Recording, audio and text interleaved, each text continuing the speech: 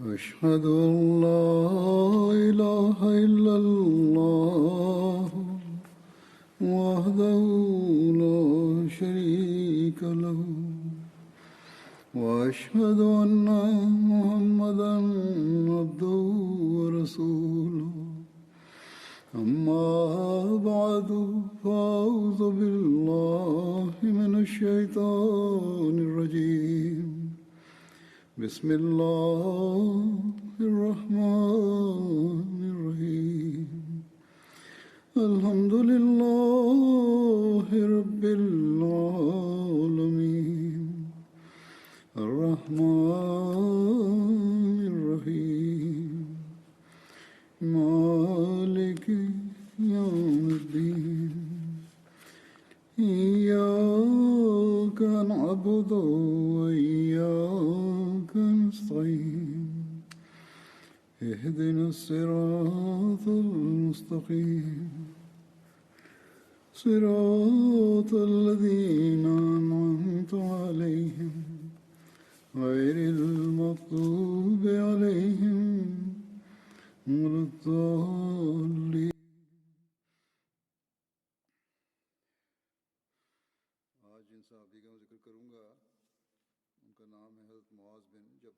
نن بچه د کم صحابي ز ذکر کوم دغه نامه ده حضرت معاذ بن جبل.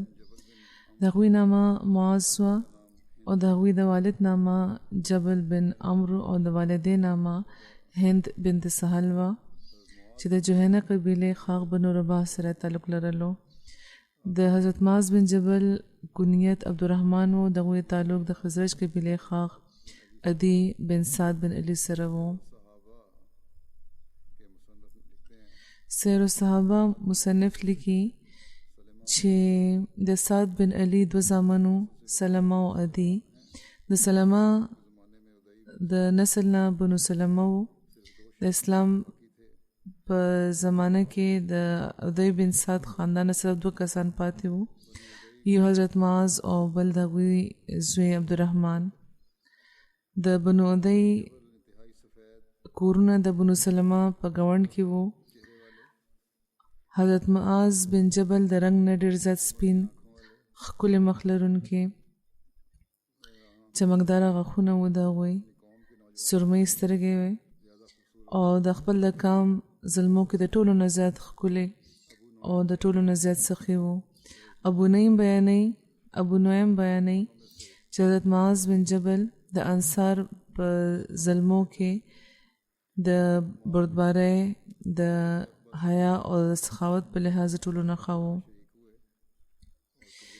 دوی د بیعت عقبه ثانیه کې د اویاو انصارو سره شریک وو او د اسلام قبلولو په وخت د دوی عمر 18 کاله وو.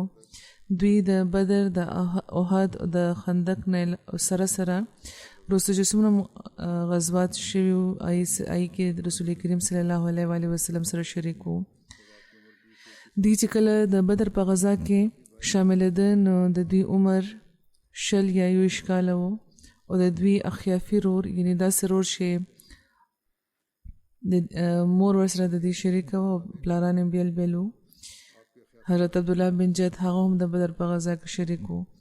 اسد الغابه مطابق د هغې د اخیافي رور نامه سهل بن محمد بن جد وه او سهل بنو سلمه سره تعلق لرلو او په دغه وجه بنو سلمه دی هم په خپلې قبیلې کې شمیرئ.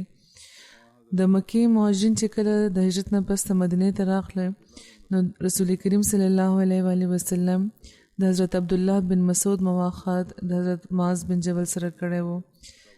حضور فرمایي چې د تاریخ مختلف کتابونو کې بس دا حواله لیکل شوې ده. د اسلام قبلولو نه پس حضرت معاذ بن جبل د بنو سلمه الکانو سره یو ځای د بنو سلمه بوتان مات کړي وو. حضور فرمایي چې مخکې هم د یو صحابي په ذکر کې دا واقع بیان شوې ده چې څنګه هغوی به د خپل خاندان د کوروالا بوتان ماتول او دلته به هم حضور فرمایي چې زه بیان کړم. حضرت عمرو بن جمو په خپل په کور کې د لرګي او بوت جوړ کړی و او هغه له د منات نامه ورکړی و او د هغې به ډېر عزت کولو د بیعت عقبه ثانیه په موقع د بنو سلمه ځینې هلکانو بیعت کړی و، پای کې حضرت معاذ بن جبل هم و او په خپله د عمرو زوی معاذ هم بیعت کړی و. حضور فرمایي چې کومه واقع زه بیانوم دا مخکې تېره شوې ده د معاذ بن عمرو په بیان کې. نو د خپل پلار امر د اسلام طرف ته د بللو چې کوم هغوی تدبیر کړی و، نو هغه دا و چې حضرت عمرو هغه بت چې کوم هغوی خپل په کور کې ایښی و هغه به هغوی د شپې اوچت کو او په کوړې کې به د کوړې به چې کوم ډیرې و په هغې باندې به یې وغورځولو او الله هلکانو نه به یې مدد اخیستو. په هغې کې حضرت معاذ بن جبل هم شامل و. بهرحال په دغه کوړه کې هغوی ورځ د بت غورځولی و او عمرو هغه ولټولو خپل کور ته روړو او دا وی که زه د هغه تن نه خبر شم څوک چې زما بت سره دا سلوک کوي نو زه به هغه له یو عبرتناکه سزا ورکوم. او بیا دغه هلکانو دغه بت سره همهغه سلوک وکړو او بیا هغه په هغه کنده کې الټه پروت و، نو هغه بیا هغه واپس راواخیستو وروړو. په درېیمه ورځ بیا هغه بوت بیا هم هغه شان صفا سوتره کو او په کور کې کېښودو، ورسره خپله توره هم زوړنده که او بوت ته یې دا وویلې چې قسم مې دی په خدای زه دې نه یم خبر چې تا سره دا حرکتونه څوک کوي، خو زه دا توره اوس تا سره پرېږدم، خپل حفاظت به په خپلو وکړم، اوس توره تا سره ده. په بله ورځ عمرو دا وکتل چې بوت بیا په خپل ځای موجود نه دی او بیا همهغه کنده کې د مالي همهغه کنده کې یو مردار سپي په غاړه کې هغه تړلی شوی ورته میلاو شو چې هغه دا چې وکتل نو ډېر زیات پریشانه شو او په دې سوچ مجبوره شو چې هغه بوت چې ماته نه خدای جوړ کړی دی هغه کې خو دومره قدرت او طاقت هم نشته دی چې توره ورسره د خو ځان بچ کړي، دا به زما څه حفاظت وکړي شي. او بیا دام چې دا اوس د یو مړ سپي د یو مردار سپي په غاړه کې پروت دی نو دا څنګه خدای کېدی شي. بهرحال بیا دا خبره د هغې د اسلام طرف ته د مایل کولو سبب شوه او د هغې د اسلام د قبلولو وجه جوړه شوه. حضرت معاذ بن جبل چې کم مینه د رسول کریم صلی الله علیه وسلم سره لرله د هغې د محبت او د اخلاص اندازه دغه واقع نم کیږي چې د احد د غزا نه پس چې کله نبی کریم صلی الله علیه وسلم مدینې ته واپس راغله نو د کوڅو کې د جړاو د زاره اوازونه راتله. هغوی ته پوښتنه وکړه چې دا څه دي؟ نو هغوی وویل چې د انصارو ښځې دي چې خپل شهیدان جاړي لګیا دي. نو هغوی وفرمیل چې حمزه لپاره جړلو والا هېڅوک هم نشته او بیا هغوی د حضرت حمزه لپاره د بخښنې دعا وکړه. نو حضرت سعد بن معاذ او حضرت سعد بن عباده او حضرت معاذ بن جبل او حضرت عبدالله بن رواحه چې کله دا واورېده نو هغوی خپلو مالو ته لاړه او د مدینې چې کوم ښځې چې کوم ویر کوي هغې راغونډې کړې او هغوی ته یې وویل چې هېڅوک هم د انصارو په شهیدانو به نه جاړي تر څو چې د رسول کریم صلی الله علیه وسلم تره لپاره هم نه یې جړلې، ځکه چې هغوی دا فرمایلي دي چې په مدینې کې د حمزه لپاره جړه کوونکي څوک نشته. نو دا عشق د هغوی د رسول کریم صلی الله علیه وسلم سره چې هغوی ته تکلیف رسېدلی چې د حضرت حمزه لپاره جړلو والا څوک نشته، خو ویر خو منه دی، خو دلته رسول کریم صلی الله علیه وسلم څه وخت لپاره اجازه ورکړو یا دغې جذبات چې هغې د خلکو وکتو نو دا د دې اظهار وکړو چې کاش د حمزه لپاره هم د جذباتو اظهار وی. خو بهرحال حضور فرمایي چې دا ویر کول په عمومي طور په اسلام کې منع دي، په خپل رسول کریم صلی الله علیه وسلم هم منع فرمایلی دي. د مکې د فتح نه پس رسول کریم صلی الله علیه وسلم هنین طرف ته لاړه.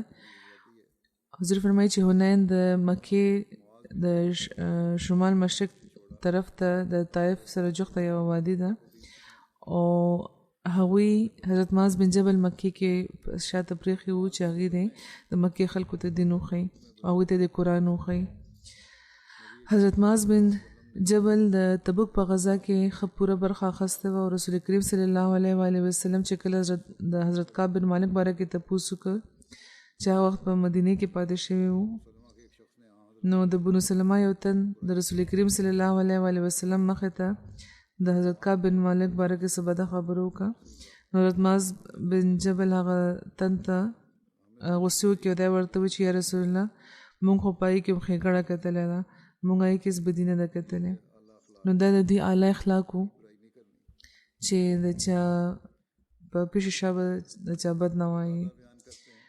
قتاده بیانوي چې ما حضرت انس اورېدلی وو چې هغوی وایي چې رسول کریم صلی الله علیه وسلم په زمانه کې 4 کسانو قرآن جمع کړی و، هغوی ټول انصار وو.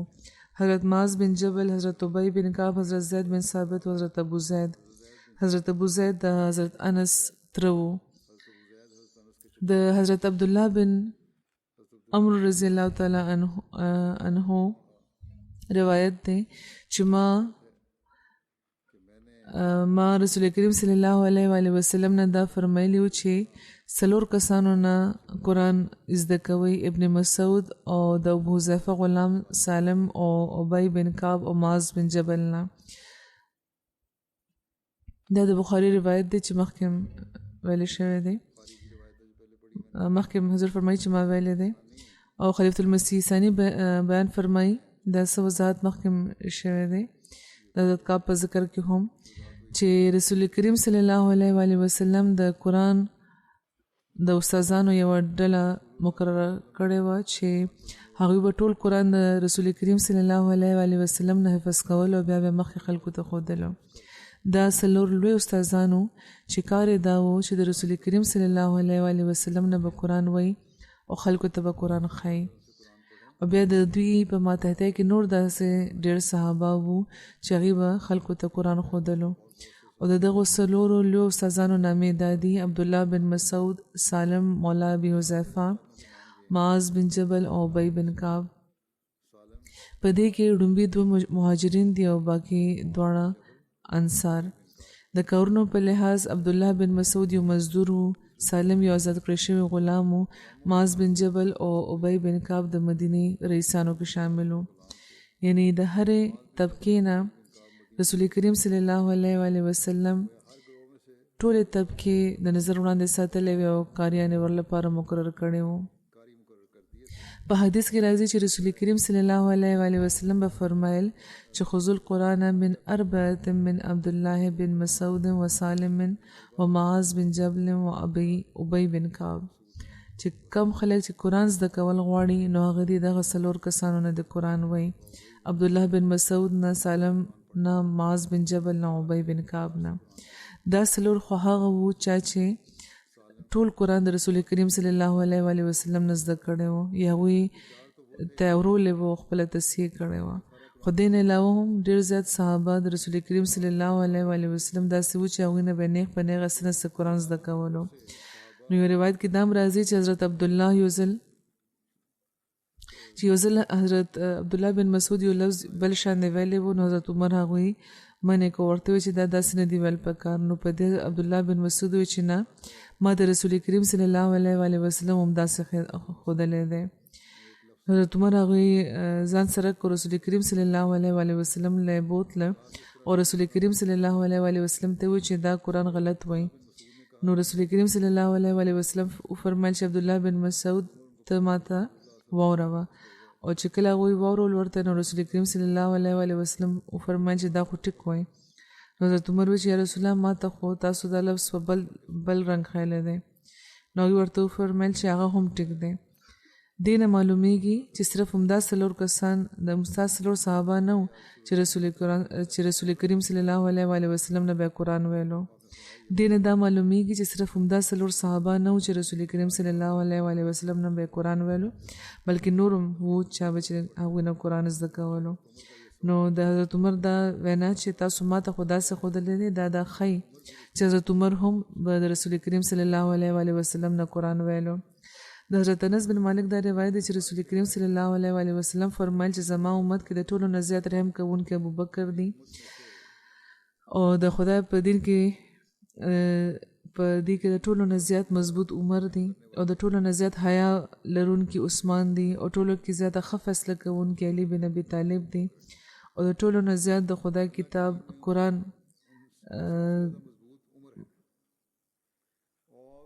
باندې پوهېدونکي ابی بن کعب دي او په دې کې د ټولو نه زیات د حلال او د حرام نه خبر معاذ بن جبل دي او ټولو کې زیات د فرایض نه خبر زید بن ثابت دي.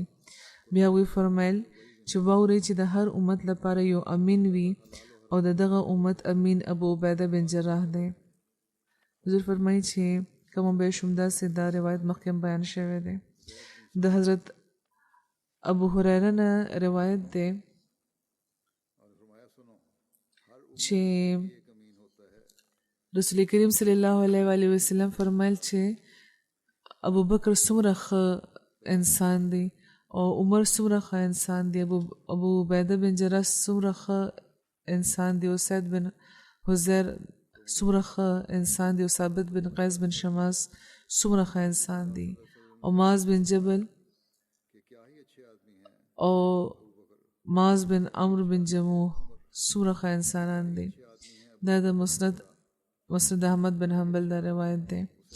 بیا د حضرت معاذ بن جبل دا روایت دی چې نبی کریم صلی الله علیه وسلم یو ورځ د هغوی لاس نیولې و، فرمایلی وو چې یا معاذ زه یقینا تاسو سره مینه کوم، او حضرت معاذ هغوی ته عرض وکړو چې یا رسول الله زما مور پلار د تاسو نه زار شي، زه هم تاسو سره مینه کوم.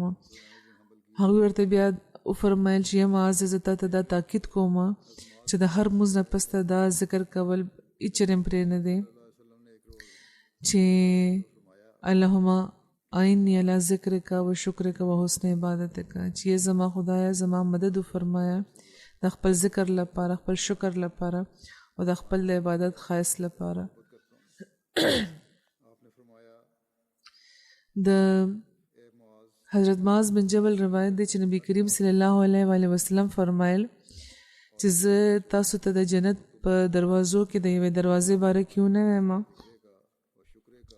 نو حضرت معاذ ورته عرض وکړو چې ولې نه؟ نو هغوی ورته وفرمایل چې لا حول ولا قوة الا بالله وایا.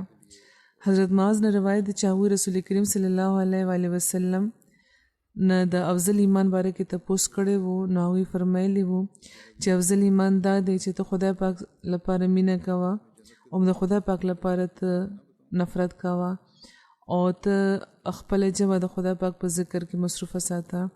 حضرت معاذ ورته عرض وکړو چې یا رسول الله او نور څه؟ نو رسول کریم صلی الله علیه وسلم ورته فرمایلی وو چې ته خلکو لپاره هم هغه څه خوښوه چې څه ځان له خوښوې، او څه چې ځان له هغوی لپاره هم مه خوښوه، هغه څیزونه مه خوښوه څه چې ځان لپاره نه خوښوې. حضرت جابر بن عبدالله نه روایت دی چې حضرت معاذ نبی کریم صلی الله علیه وسلم سره به مونځ کولو او بیا به هغوی خپلو خلکو له راغله او هغوی ته د هغوی امامت به یې کولو. مخکې به هغوی په مسجد نبوي کې مونځ کولو او بیا به لاړه خپلې کوڅې ته او هلته به خلکو له جمع ورکوله. دا د بخاري روایت دی. د حضرت جابر روایت دی چې هغې بیانوي چې حضرت معاذ به نبی کریم صلی الله علیه وسلم پسې به مونځ وکړو او بیا به راغله او خپلو خلکو له به جمع ورکړه. یو شپه هغوی د نبی کریم صلی الله علیه وسلم سره د ماسخوتن مونځ وکړو او بیا چې خپلو خلکو له راغله او د هغې امامت یې کولو، نو په هغې کې هغوی سوره بقره شروع کړه. نو په دې یو تن بیل شو او سلام یې ورسره خولو او یوازې مونځ وکړو او روان شو. یعنې هغې چې وکتل چې اوږد صورت وی لګیا دی، نو بیل شو، سلام یې ورسره خولو او بیل مونځ یې وکړو ولاړو. نو خلکو ورته وویل چې یا فلانیه ته خو آیا ته منافق شوې؟ هغه ته بد رد وی چې ته منافق شوې ځکه تا مونځ پرېښودو، د جمع نه ته بیل شوې. نو هغه ورته وویل چې قسم مې دی په خدای چې زه منافق نه یم او زه به د رسول کریم صلی الله علیه وسلم خدمت ته حاضرېږم او ضرور به ورته دا خبره وکوم چې دا ما څه کړی وو. که منافقت مې کړی وی نو پټ شوی به وي، زه خو به دا خبره وکوم، یعنې رسول کریم صلی الله علیه وسلم له به ځم او دا خبروم به دې خبرې نه. نو هغه تن بیا راغلو رسول کریم صلی الله علیه وسلم له او ورته عرض وکړو چې یا رسول الله مونږ هغه اوښان لرو چې اوبه پرې راوړو، یعنې یو ځای نه بل ځای ته مونږ اوبه په اوښانو وړو او د خلکو کورونو ته یې رسو. او ټول ورځ کار کوو. او حضرت معاذ چې تاسو سره د ماسخوتن منځو کو او بیا چې راغلو نو هغوی سوره بقره شروع کړه. یعنی چې کله زموږ کوزې ته راغلو زموږ له امامت راکولو نو رسول کریم صلی الله علیه و وسلم حضرت معاذ طرف ته متوجه شو، ورته فرمایل چې معاذ ته خلق په ازمیخت کې اچي، خلکو لپاره ولې ګرانه جوړه. او بیا ورته چې کم صورتونه ول پکار دي، دو ځله ورته چې دا وایا.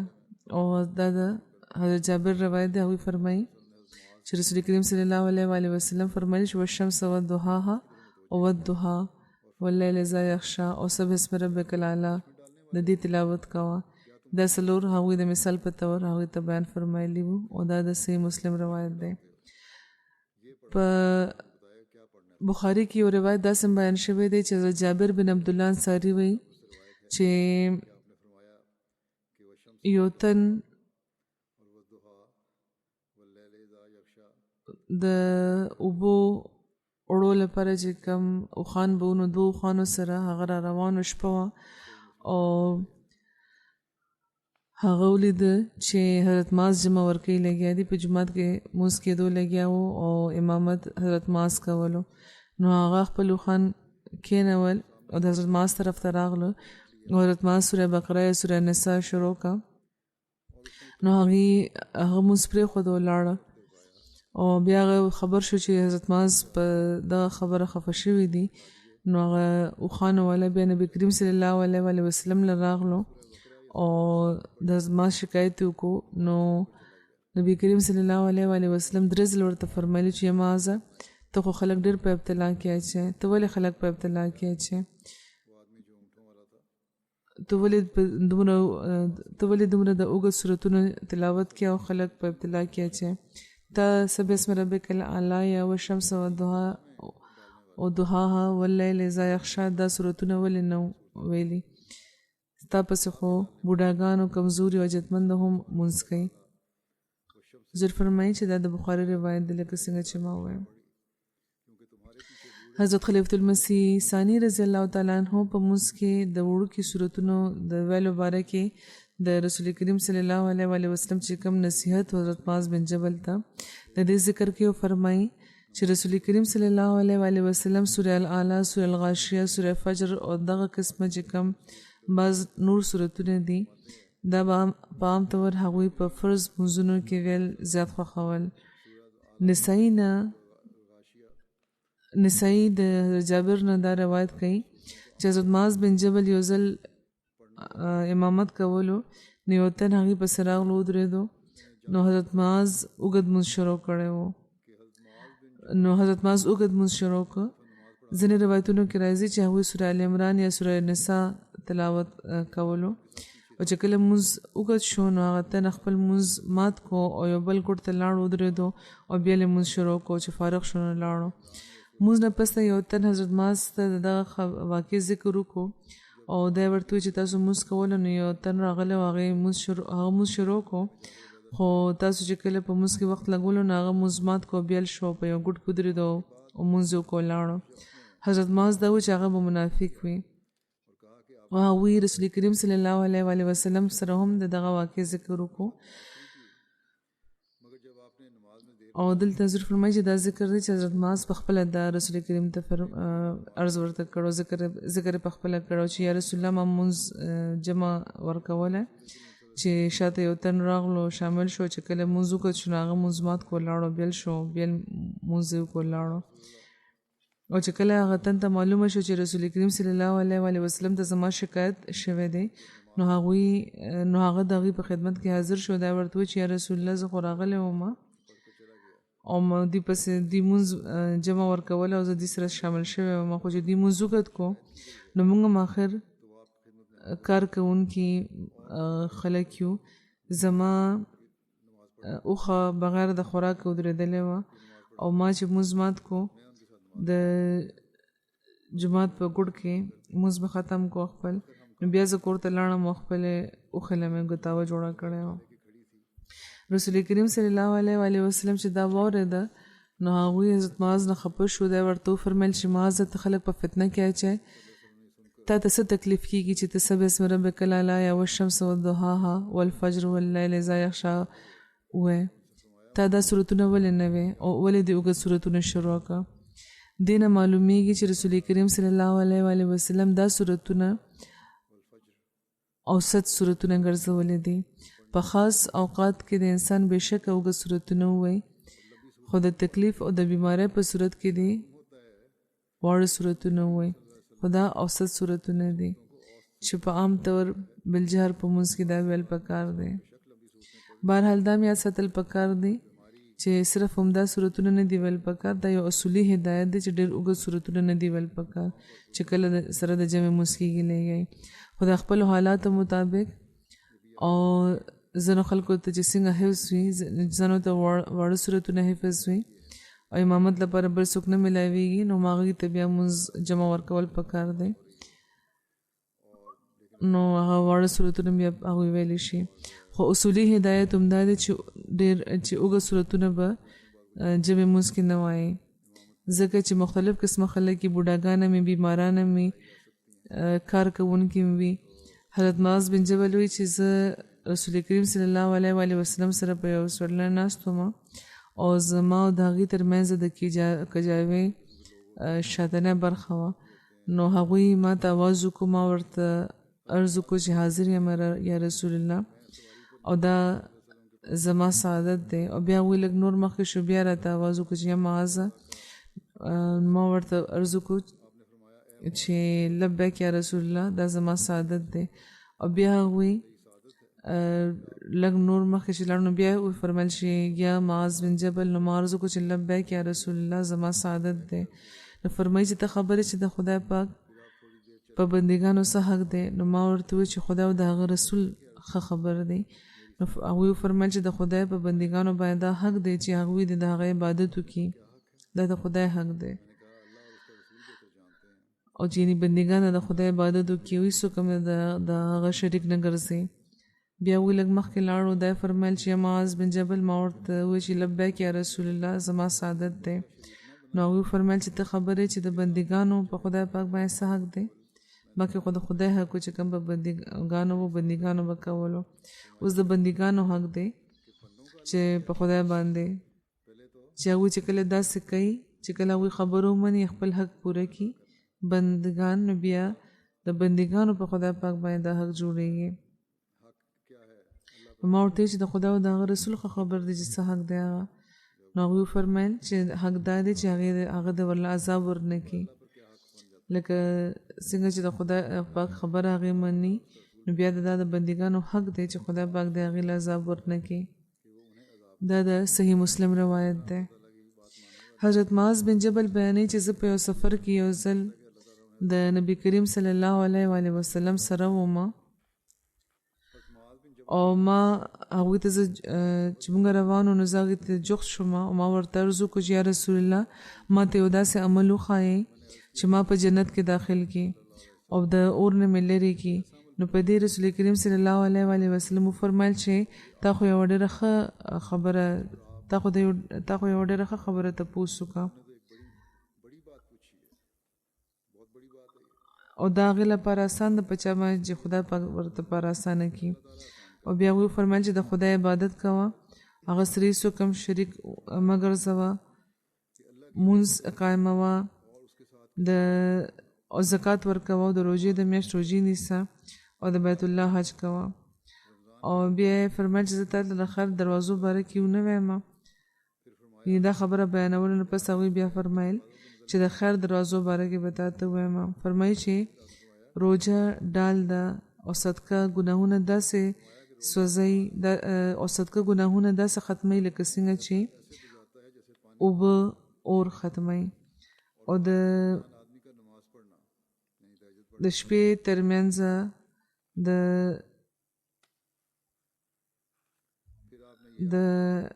د شپې ترمنځ چې څوک تهجد کوي، بیا نو هغوی بیا دا آیت وویله چې تتجافى في جنوبهم عن المضاجع يدعون ربهم خوفا وطمعا ومما رزقناهم ينفقون فلا تعلم نفس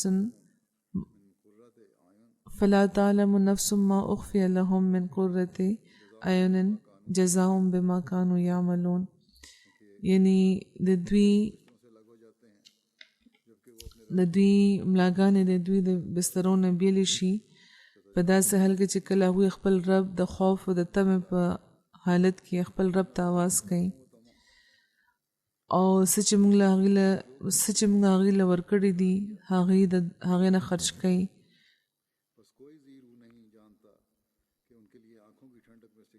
نو یو زیروم خبر نه دی چې د هغوی لپاره د سترګو په یخوالي کې څه پټ ایښودلی شوي دي د هغه څه په جزا کې څه چې به هغوی کول. بیا یې فرمایي چې زه تاسو ته د دې د ټولو نه اوچته څوکه او د دې ستون او د دې د بلندۍ د ټولو نه برنۍ چې کومه حصه ده هغه ونه وایم. او بیا یې فرمایل چې هغه جهاد ده. بیا فرمایي چې زه تاسو ته هغه خبرو نه وایم چې ور باندې دغه ټولو خبرو بنیاد دی مدار دی د هغې ګیر چاپېره د ټول څیزونه تاویږي.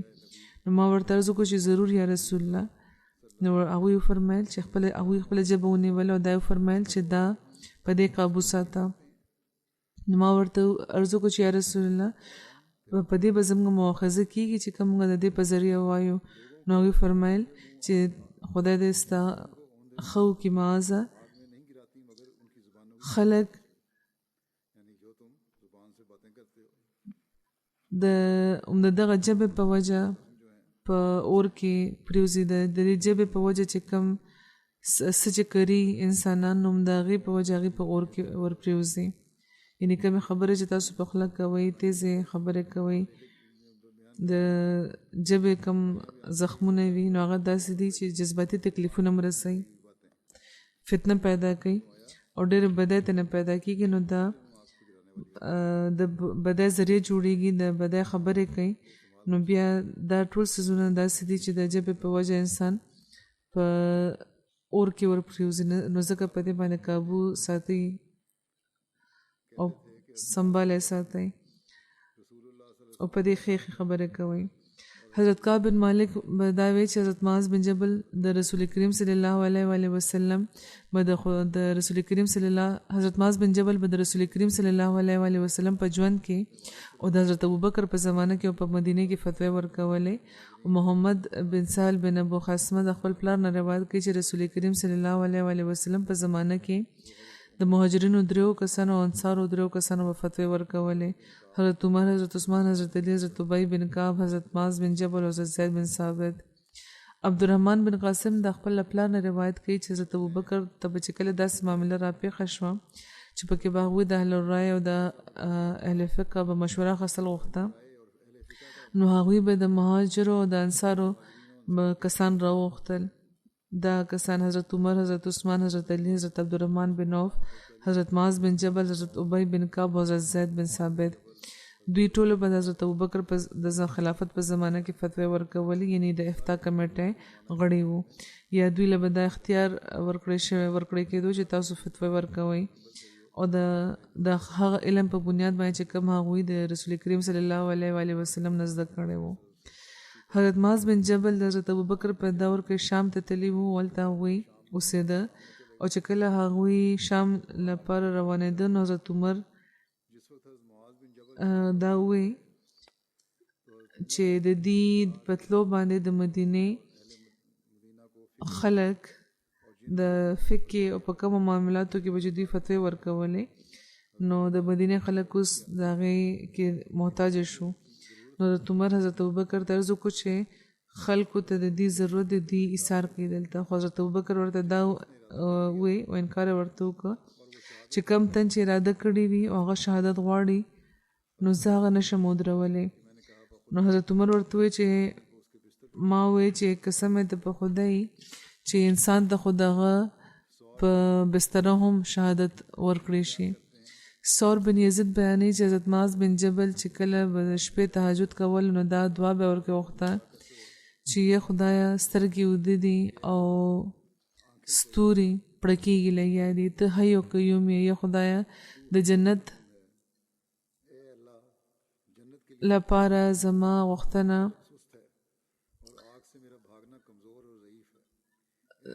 زما وختنه کې ناراستی ده او د اور نه زما په تیخته کې کمزوري ده. یا خدای ما لپاره ځان سره ما لپاره هدایت وساته چې د قیامت په ورځ به ته دا مال راکې، یقینا ته د وعده خلافي نه کې. نو دا د خوف او د خشیت مقام و. حضرت انس بن مالک بیانوي چې نبی کریم صلی الله علیه وسلم هغه چې کله حضرت معاذ په پالان باندې هغوی پسې سورو دا فرمایلی چې یا معاذ بن جبل نو هغوی ورته عرض وکړو چې یا رسول الله زه حاضر یم د حضور په خدمت کې. نو هغوی وفرمیل چې معاذ، نو هغوی ورته بیا عرض وکړو چې حاضر یم. هغوی ورته 3 ځل داسې اواز کړی و او بیا دا فرمایلی چې څوک هم چې د خپل زړه نه دا رښتونې ګواهي ورکړي چې د خدای پاک نه بغیر بل څوک معبود نشته او محمد رسول الله صلی الله علیه وسلم د خدای پاک رسول دی، نو خدای پاک به ضرور په هغه باندې اور حرام کړي. نو رسول کریم صلی الله علیه وسلم ته وویل چې یا رسول الله زه خلک خبر نه کم به خوشحاله شي. دا خبره ورته وکړم. نو هغوی ورته وفرمیل چې بیا خو به هغوی په دې ډاډ وکړي، یعنې دومره خبره به کوي او نوره نکیه به نه کوي، نو ځکه خلکو ته مه وایه. نو حضرت معاذ چې کله وفات کېده نو الله دا خبره هغوی خلکو ته کړې وه چې هغوی د ګناه نه بچ شي. یعنې د رسول کریم صلی الله علیه وسلم خبره هغوی مخکې چاته نه ویله او شاید چې هغوی ته دا خیال و چې د مرګ په وخت چې کم علم لرونکي خلک دي هغوی ته دا خبره رسول پکار نه. د خپل ژوند یا د صحت په حالت کې هغوی دا خبره چاته نه وه کړې. حضرت ولی الله شاه صاحب چې د بخاري کومه شرح لیکلې ده پای کې هغې لیکي ځینې نور حدیثونه چې کوم متعلقه دي د دې حواله هغوی بیان کړي دي. بیا دام بیان کړی دی چې دا خبره چې دلته شوې ده چې یو علمي خبره تر خاصو خلکو پورې محدوده ساتل، ځکه چې دا علمي خبره ده نو ځکه د دې خاص خلکو تر حده محدوده ساتل پکار ده. یعنی عام خلک د دې صحیح مطلب باندې به نه پوهېږي او نقصان به ترې بیا اوچتوي، نقصان به ورته رسي. نو صرف دا ویل او باقي عمل نه کول که دا خبره ورسي چې لا اله الا الله محمد رسول الله وایي او بیا د عمل ضرورت نشته. نو هغوی فرمایي چې اوس مونږ دا ګورو چې دې نه باوجود هم چې دا مسلمانانو حل دا دی چې صرف د نامې مسلمانان دي کلمه وایي او د هیڅ عمل اجت نه ګڼي.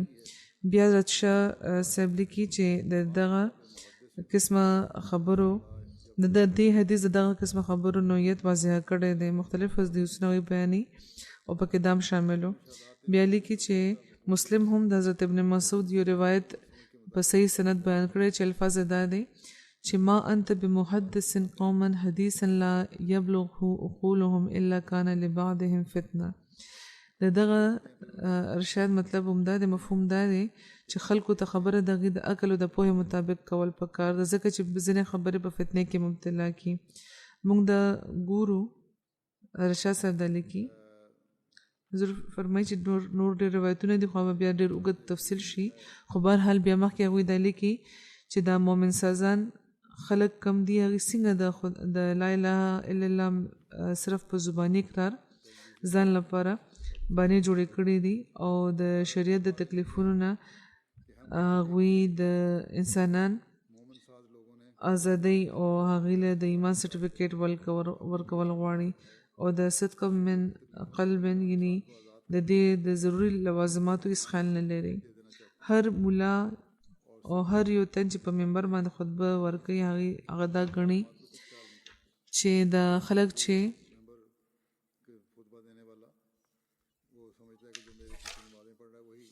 څوک هم چې ما پسې مونځ کوي او کلمه ووایي نو به سرټیفیکیټ ورته میلاو شو، باقي د څه ضرورت نشته. بیا هغې لیکي چې د ژبې نه اقرار کوونکي همدغه مؤمنانو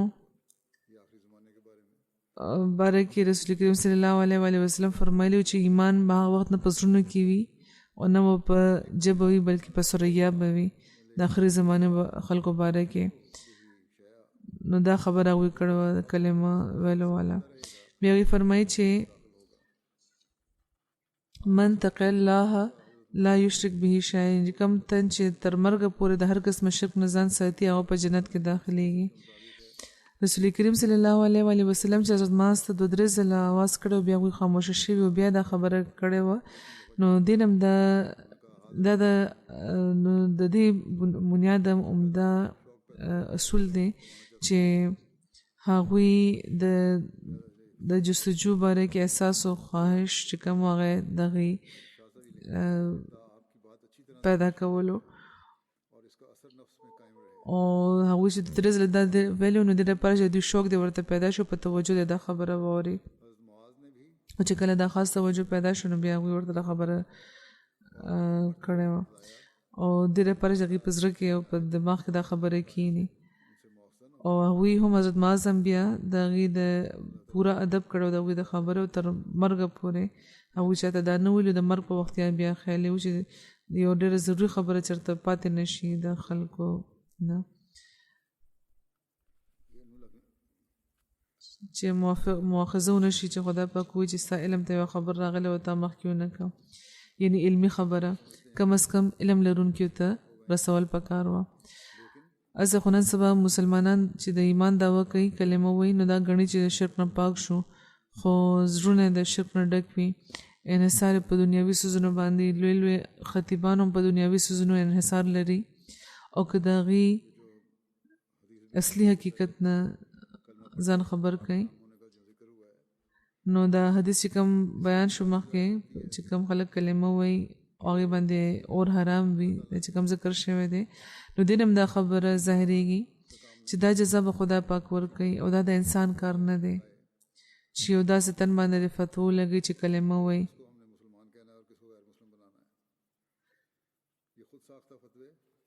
چې چاته به موږ مسلمانان وایو چاته به غیر مسلم وایو دا ټولې خود ساخته فتوی د قرآن د تعلیم خلاف دي نو نن سبا د مسلمانان چې دا ډېر شور دی چې میلاد النبی بدوی کوي مانځي د ربیع الاول په حواله نو اصل خدای چې د رسول کریم صلی الله علیه وسلم تعلیم او دغه اسوه د موږ خپل کو او د خپل د علم په زوم کې صرف د ځان مسلمانان نه ګڼو بلکې څوک چې کلمه وایي نو دغه معاملې د په خدای پرېږدو دا خبرې دي چې د رسول کریم صلی الله علیه وسلم روح به خوشحالي دغه د امت له طرفه به هغوی له خوشحالي ورکوي هغوی باندې درود ویلو سره د خدای پاک په دې خبره ما شکر پکار دی چې هغه د رسول کریم صلی الله علیه وسلم دین لا وارث نه دی پرېښی بلکې خپل د لوز مطابق او د هغوی د پیشګویۍ مطابق د دین د احیا لپاره مسیمود را لېږلی دی چې په دغه کلمو د شریعت د حکامو باندې د عمل حقیقت مونږ ته ښایي چې په حقیقت کې د جهنم اور په مونږ حرام شي خدای پاک دې د حضرت مسیح موعود علیه السلام انکار کوونکو له د عقل ورکړي چې هغوی په دغه خبره پوه شي او مونږ ته د هم د اسلام په حقیقي تعلیم او د کلمې په حقیقت باندې د پوهېدو په دې باندې د عمل کولو توفیق د خدای پاک راکړي حضرت معاذ بن جبل بیانوي چې مونږ رسول کریم صلی الله علیه وسلم سره د تبوک د غزا په کال روان وو او هغوی منځونه جمع کول او هغوی مازدیګر او ماسپښین او ماښام ماسخوتن مونځ به یو ځای کولو یو ورځ هغوی مونځ لږ ناوخته کو هغوی بهر تشریف راوړه د ماسپښین او د مازدیګر مونځ هغوی جمع کړه او بیا هغوی دننه لاړه او بیا بهر تشریف راوړه هغوی او د ماښام او د ماسخوتن مونځ هغوی جمع کو او بیا هغوی فرمایلی وو چې سبا له به تاسو د تبوک چینې ته رسئ مطلب دا نه حضور فرمایي چې مطلب دا نه چې څلور واړه مونځونه به یو ځای کول وقفه به لګوه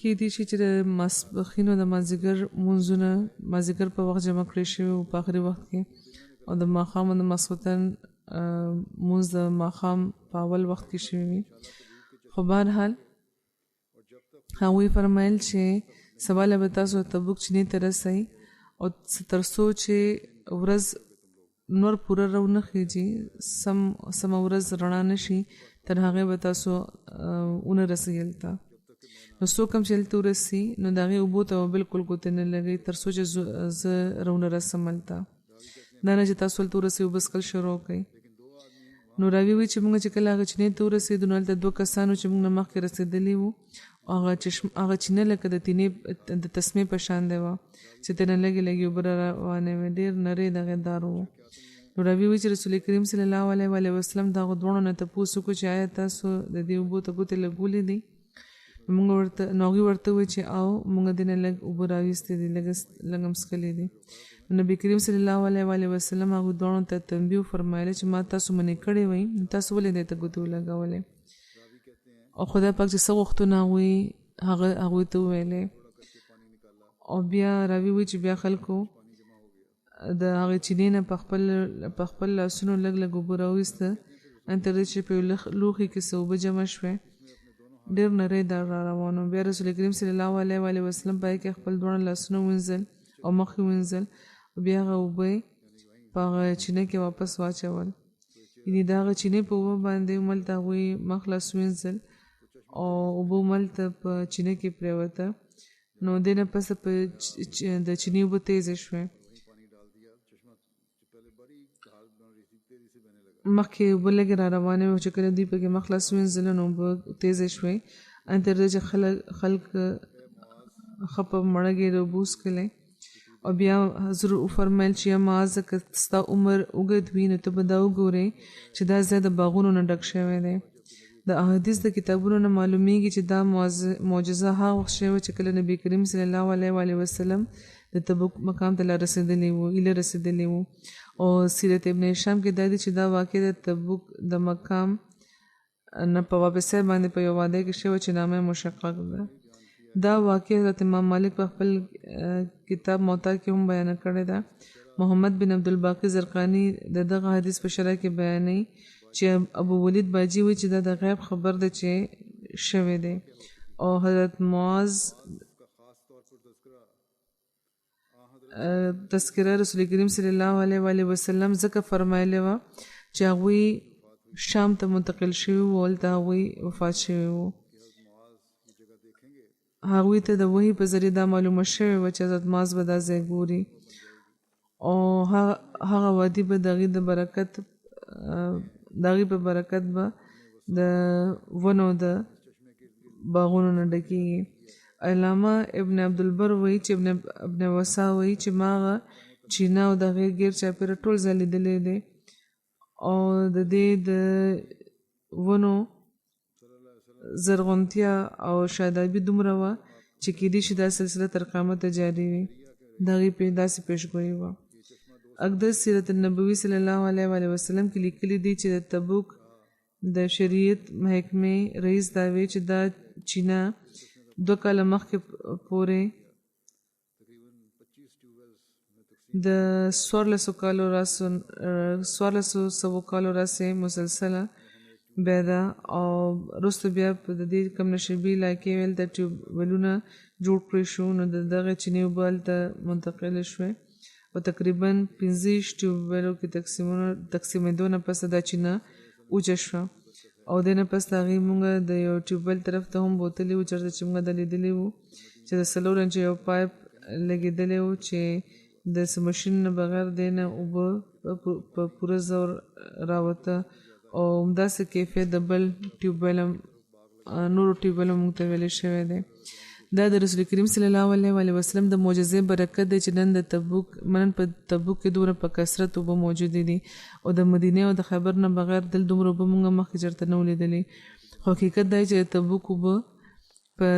تبوک اوبه د دواړو ځایونو نه زیات دي تبوک کې د دواړو ځایونو نه زیات اوبه دي او دې نه فایده دوی پورته کوي او هر طرف ته باغونه لګولې شوي دي د نبی کریم صلی الله علیه وسلم د پیشګویۍ مطابق اوس دا علاقه د باغونو نه ډکه ده او ورځ تر ورځ زیاتېږي حضور فرمایي چې باقي ذکر به انشاءالله بیا کېږي حضور فرمایي چې دا وخت بس یو څو جنازې کو د جمعې نه پس ته د دې ذکر به وکړم. لومړی ذکر د مولوي فرزند خان صاحب چې مبلغ انچارج وو د ضلع خورده دنیاګړ اړیسا. دوی د شوګر مریض وو.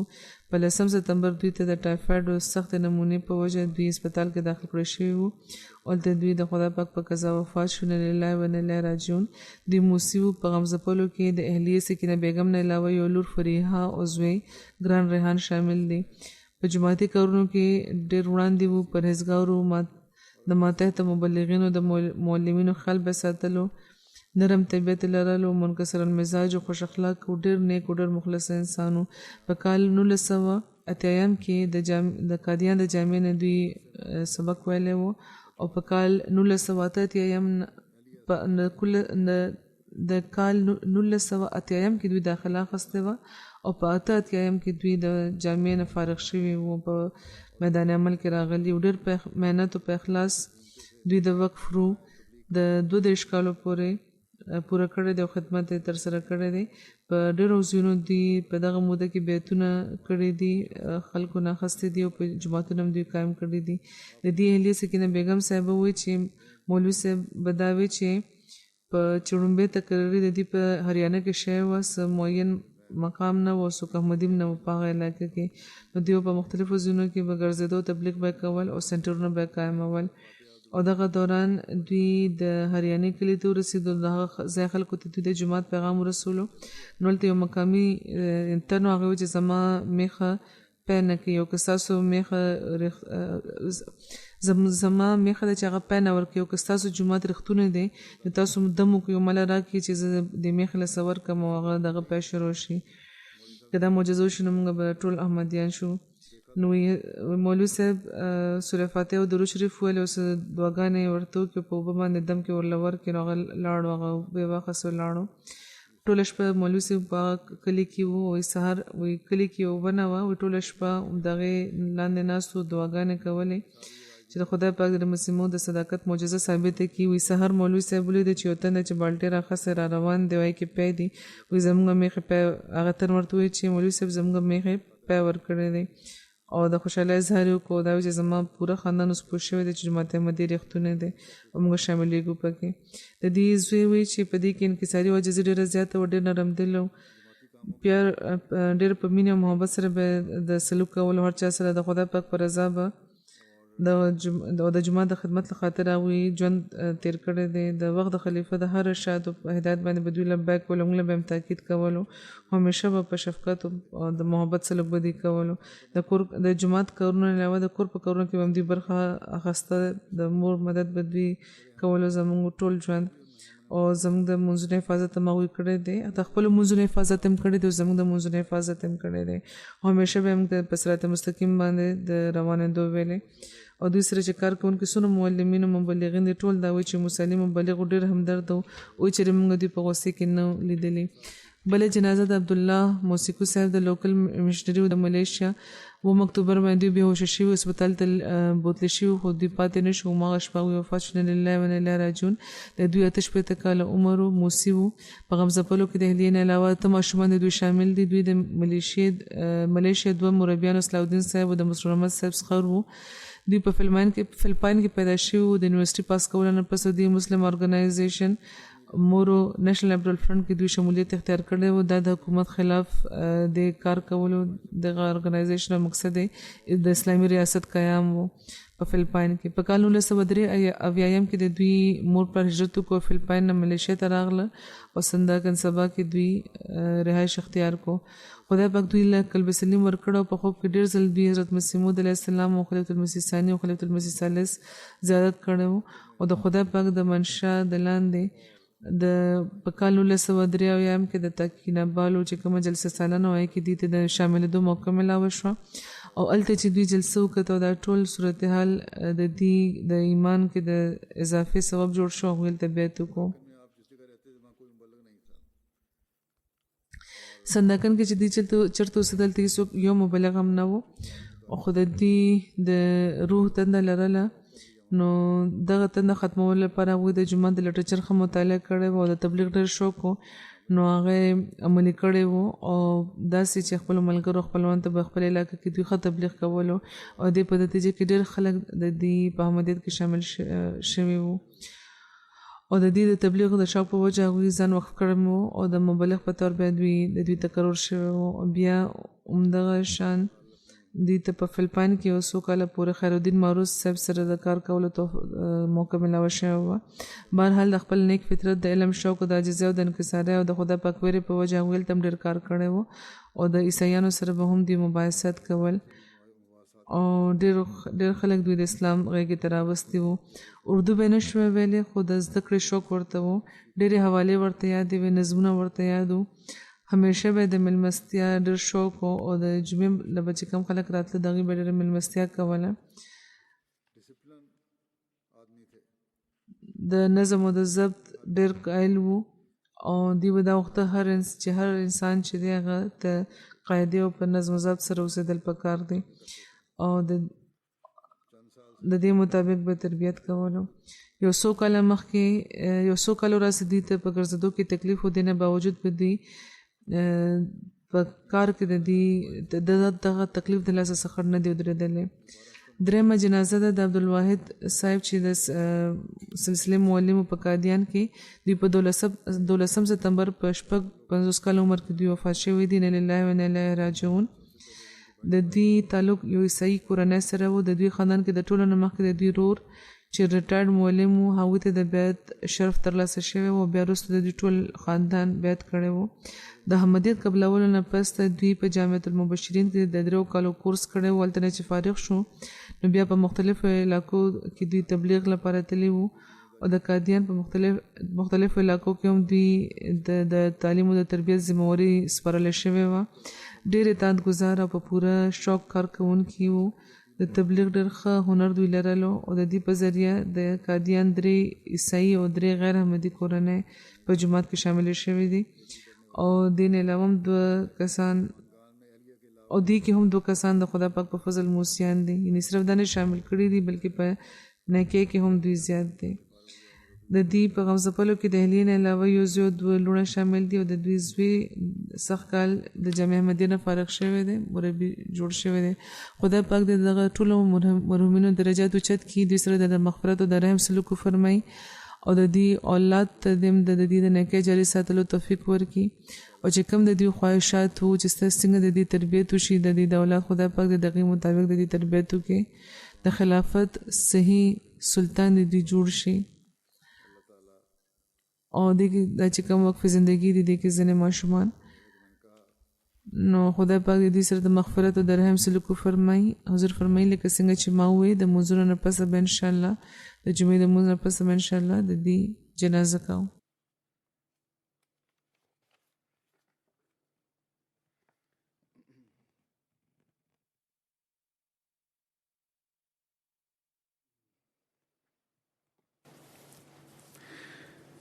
الحمد لله نحمده ونستعينه ونستغفره ونؤمن به ونتوكل عليه ونعوذ بالله من شرور أنفسنا ومن سيئات أعمالنا. من يهده الله فلا مضل له ومن يضلل فلا هادي له ونشهد أن لا إله إلا الله ونشهد أن محمدا عبده ورسوله. عباد الله رحمكم الله إن الله يأمر بالعدل والإحسان وإيتاء ذي القربى وينهى عن الفحشاء والمنكر والبغي يعظكم لعلكم تذكرون. اذكروا الله يذكركم وادعوه يستجب لكم ولذكر الله أكبر.